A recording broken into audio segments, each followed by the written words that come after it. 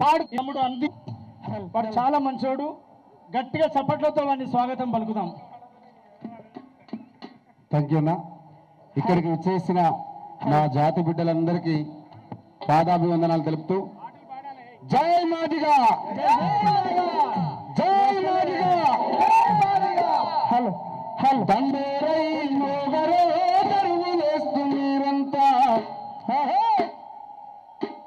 ఐక్యంగా కదలరే, మన హక్కులు సాధితమవుతా.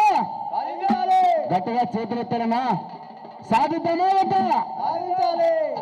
అరే దండోరై మోగరే దరువులేస్తూ మీరంతా ఐక్యంగా సాగరే, మన హక్కులు సాధించా.